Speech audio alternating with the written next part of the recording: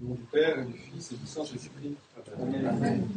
Alors, ces derniers temps, ces derniers dimanches, nous avons entendu de nombreux évangiles avant, pendant et après la fête de l'exaltation de la Sainte Croix qui tourne autour du mystère de la croix et donc essentiellement autour du mystère du baptême, du mystère baptismal qui sont nous initiés à cette voilà, au don du salut qui nous est fait par le baptême, qui nous permet de revêtre le Christ, d'être sauvés et de vivre en lui. Et aujourd'hui, nous sommes confrontés à ce récit historique, on pourrait qualifier vraiment de la naissance de l'Église, qui est d'ailleurs appelé aussi l'appel des premiers apôtres, durant lequel a lieu un miracle que nous connaissons tous très bien, c'est cette pêche fabuleuse, un endroit où il n'y avait pas de poisson, et qui semble entraîner la conversion des tout premiers disciples, et notamment Simon-Pierre, puis Jacques et Jean, et André également. Donc on a vraiment d'ailleurs la triade apostolique qui assiste à tous les plus grands mystères dans l'Évangile, comme la transfiguration, Jacques, Jean et Simon-Pierre. Et donc là, nous voilà un peu chronologiquement un peu perdus quand même. On se demande pourquoi tout d'un coup on assiste à ce miracle, qui est fabuleux bien sûr. Mais pourquoi, dans la logique, est-ce qu'il y a toujours un enseignement qui nous est dispensé d'une manière habile, progressive et pédagogique pour essayer d'entrevoir la pensée de Dieu? Pourquoi maintenant, dans ce temps précis, à la suite des évangiles que nous avons entendus, nous voilà dans cette pêche miraculeuse? Qu'est-ce qu'on veut nous dire? Qu'est-ce qu'on veut nous faire comprendre? Eh bien, déjà, on va retenir que quelques points, trois, c'est bien, symboliquement parlant. Le premier, déjà, c'est que nous allons voir que les évangélistes, à travers le récit qu'ils font de ce qu'ils ont vu, vécu ou entendu, nous font comprendre comment Dieu fonctionne, comment il veut faire comprendre à l'humanité un peu la nature de son Église. Et ça, il va le faire en choisissant ceux qui vont la constituer, et on va dire quand même la diriger aussi. C'est l'Esprit Saint qui dirige le collège apostolique aussi. Et donc on vous donne évidemment comme emblème le premier d'entre eux, Simon-Pierre. Imaginez un instant, vous êtes Dieu et vous voulez que l'humanité ait la foi en vous, reçoive votre amour et soit sauvée grâce à cela. Il y a une méthode rapide pour faire que tout le monde se convertisse très vite. Vous, avec votre Saint-Esprit, choisissez les plus puissants de la terre, les rois, les chefs d'armée, les grands sages, ceux qui dirigent les synagogues, etc. Vous les convertissez, et tout le monde va suivre, c'est pas compliqué, en quelques semaines, la terre entière sera convertie. C'est pas du tout comme ça que Dieu va fonctionner. Il va respecter d'une part notre libre arbitre, et il veut nous faire comprendre comment, à travers son humilité, son abnégation, son sacrifice, l'Esprit Saint et lui seul vient animer et créer l'Église. Il fait quoi? Il choisit des hommes qui sont, on va dire, insignifiants, mais qui n'ont pas de puissance, qui n'ont aucune influence sur le cours de l'humanité en tant que tel, des pécheurs. Voilà. Une paire de deux frères, une entreprise de pêche familiale, les gens non instruits, connaissent certainement que des rudiments religieux, qui n'ont pas d'audience, qui n'ont pas d'influence, qui ne sont rien quelque part dans la société, et ils vont se convertir eux, et c'est eux qui vont répandre la sagesse divine, et qui vont fonder l'Église. Et donc, nous montrant cela, Dieu veut nous faire comprendre que c'est lui qui agit, c'est son Esprit Saint qui enseigne et qui agit dans l'Église. Parce que ces hommes-là, ça ne peut pas être d'eux-mêmes, de leur propre fond, qu'ils tirent ce qu'ils vont dire. C'est impossible.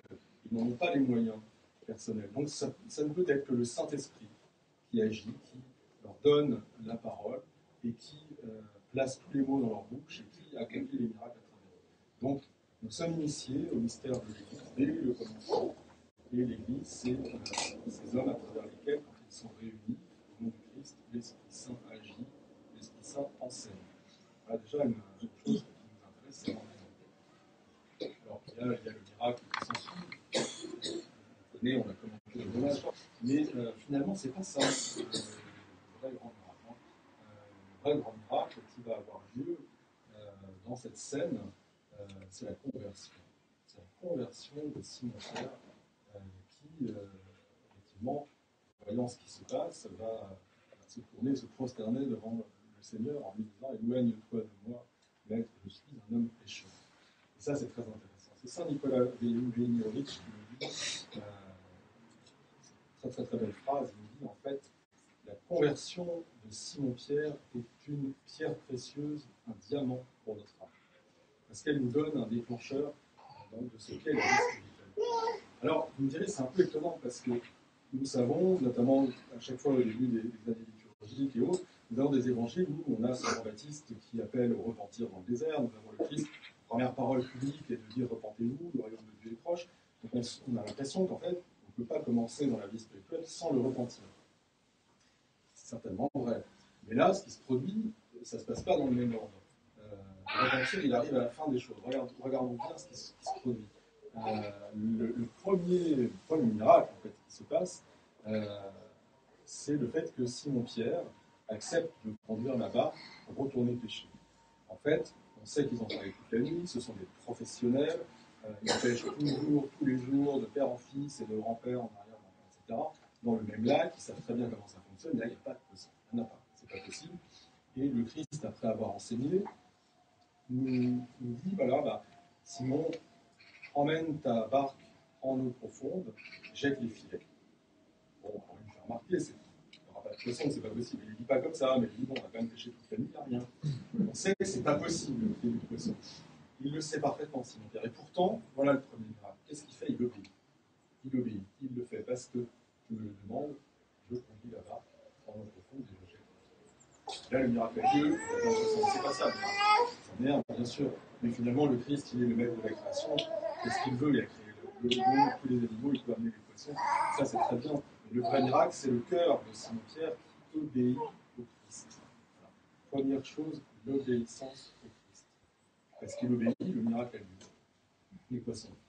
Et parce que Saint Pierre constate qu'il est en présence de Dieu, qu'il est en présence du maître de la création, alors il a ce réflexe, il a cette attitude de se repentir. Il prend conscience de la divinité qui agit devant lui, et alors il se sent pécheur, et alors il lui demande de s'éloigner, il se sent indigne, et comme ça, il entre dans la vie spirituelle. C'est dans cet ordre-là que ça se passe. C'est très intéressant. Et après, évidemment, les portes s'ouvrent, et le Christ lui dit, voilà, vous êtes un pécheur, alors vous savez, là, on utilisera toujours, le Christ a toujours utilisé des allégories très simples pour qu'on comprenne des choses très compliquées. Il faut que le salut, on va comparer ça à la pêche. Voilà, tu es un pêcheur, maintenant tu seras pêcheur d'âme. Tu vas aller attraper dans tes filets. Les filets, c'est la parole de Dieu, la parole de salut. Cette bonne nouvelle que la déification, le salut est possible, eh bien c'est des hommes qui t'attrapent, c'est plus des poissons. La vie, elle est très profonde, hein, on le sait. L'océan représente le monde déchu, le monde où il n'y a pas de lumière, où il n'y a pas d'air, c'est pas le souffle de l'Esprit Saint. Les hommes sont emblématisés par les poissons, qui sont donc dans ce monde un peu froid et obscur, et ils sont sauvés dans les filets par la parole de Dieu, qui sont dans la barque, c'est l'Église, conduite par les apôtres, dirigée par le Christ. Voilà. Donc tout ça nous est révélé de cette manière-là, et à Saint-Pierre, il fait cette direction, cette révélation que c'est ainsi qu'il va falloir procéder. Alors, peut-être, effectivement, le repentir, il est essentiel pour ceux qui ne sont pas baptisés, qui ne sont pas entrés encore dans la mort, mais dans la résurrection de Christ. Il faut avant tout déjà se préparer à cela. C'est pour ça qu'il y a bien une sorte de pré-baptême avec le saint Baptiste dans le désert, baptême qui n'avait pas l'Esprit Saint, mais en attendant que le Christ puisse le conférer, il y avait le repentir. Mais pour nous, qui sommes baptisés, nous avons la chance encore tout à l'heure, à la fin de la liturgie, de célébrer un saint baptême, en ce moment on est gâtés, on en a tout le temps. Nous qui sommes entrés dans la vie divine, nous qui avons cette grâce qui est au fond de nous, eh bien, si on veut vraiment continuer là-dedans, c'est d'abord que le premier pas se fera par l'obéissance. Écoutons ce que le Christ nous demande et faisons-le. Vous savez, c'est Saint Cléopas qui disait à ceux qui demandaient ça fait toujours bien quand on va voir un père spirituel très renommé pour avoir les reins, mais pour aussi avoir une parole de salut. Alors, c'est presque un peu un salut automatique. On dit Père, que dois-je faire pour avoir la vie éternelle? Que dois-je faire pour être sauvé? Ça fait bien. Pourquoi je suis une première case, ça se passe bien après. Bon, lui, il n'est pas comme ça. Moi, je n'ai pas connu, mais ceux qui connaissent savent que ce n'était pas n'était pas accueilli exactement comme on l'attendait. Et lui, il avait l'habitude de répondre, eh bien, si, fais ce que tu sais, fais ce que tu as appris, fais ce que tu sais, et tu seras sauvé. Mais on obtient quelque chose. C'est exactement ça. Exactement ça. Faisons ce que le Christ nous dit. Appliquons ces commandements. On les a entendus ces derniers dimanches. Et nous serons sauvés. Premier pas pour entrer dans la vie spirituelle. Ensuite, eh bien, nous voyons le miracle du maître de la création agissant sans cesse dans notre vie. Là, il multiplie les poissons parce qu'ils en ont besoin pour gagner leur vie, etc., pour convertir leur cœur. Mais dans notre vie quotidienne, il multiplie les grâces et les bienfaits, même à travers les épreuves. Donc nous pouvons constater les miracles de l'action de Dieu, du Christ dans notre vie. Et le constatant que nous sommes en présence de Dieu, parce que c'est ça qui est important. Là, c'est le père Arsène Boca qui disait finalement, quand même, l'attitude du chrétien, c'est se sentir en présence physique du Christ tout le temps. Et là, c'est ça. Nous sentant en présence de Dieu, nous avons cette possibilité de nous repentir, de réactiver notre baptême, de réactiver la grâce baptismale en nous prosternant à nouveau comme si on était replongé dans l'eau pour que le Christ nous relève, réactive notre baptême, efface nos péchés parce que nous sommes pécheurs. Voilà, ça c'est un petit peu le schéma.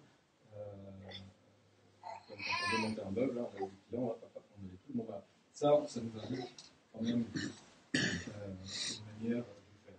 Il y a une indication vraiment très intéressante, c'est comment on se situe dans ce qui emblématise le monde et notre être aussi. Au départ, vous voyez, les gens sont sur la berge, le Christ est tout près de la berge et il enseigne le peuple. Mais lorsque l'on veut obtenir une vraie conversion du cœur, lorsque l'on veut avancer dans la vie spirituelle, comme Saint Pierre, eh bien, il faut emmener la barque en eau profonde. Alors, comment on fait cette chose-là? Il y a quelque chose d'évident maintenant, parce qu'on connaît ces allégories que de nombreux pères décrivent, notamment tous les pères efficaces. Nous savons que l'eau profonde, c'est notre être, c'est notre inconscient, c'est notre pensée. Quand on va en eau profonde, ça veut dire qu'on va descendre vraiment en nous-mêmes, on va faire silence, on va rentrer avec notre souffle dans notre cœur pour essayer justement de jeter les filets par le Saint-Nom de Jésus, de réactiver cette grâce comme on peut attraper des poissons. Il y a cette mystique personnelle, cette ascèse, cette pratique personnelle qui est importante. Elle n'est pas évidente. Je pense que beaucoup d'entre nous, en tout cas c'est mon cas, on n'est que sur la berge. D'accord, l'eau profonde, c'est pas souvent. Donc on est sur la berge, notre prière n'est pas très efficace, notre vie spirituelle est peut-être assez faible. Et comment on fait pour aller en eau profonde? C'est pas compliqué. On le voit, on monte dans la barque et on y va, comme le Christ nous dit de faire. Qu'est-ce que la barque? On sait très très très bien, la barque c'est l'Église. La barque c'est l'Église qu'on dit par notre apostolique. Et donc, lorsque nous sommes dans l'Église, lorsque nous assistons au Saint-Office, à la divine liturgie, eh bien nous allons là, de manière certaine, en eau profonde. Là, nous sommes attrapés par les filets de la parole de Dieu qui est prononcée tout le long, et non pas parce qu'il y a des choses, elle est prononcée réellement. Le Saint-Esprit parle à travers nous. Et finalement, lorsque le filet atteint les profondeurs de l'eau, ça c'est le moment où nous pouvons communier avec Dieu. Là, nous y sommes. Là, nous y sommes. Notre vie spirituelle peut démarrer. Vous voyez, donc nous avons cette chance extraordinaire d'avoir cette faculté, grâce à cet événement qui s'est passé, de monter dans la barque, d'aller en eau profonde de manière allégorique et physique, et de vivre en Dieu, parce que les portes nous sont ouvertes par le Saint-Baptême, et parce que nous pouvons grimper dans les grandes et venir à la liturgie, plonger au plus profond de nous. Notre Dieu soit honneur et gloire pour le siècle des siècles.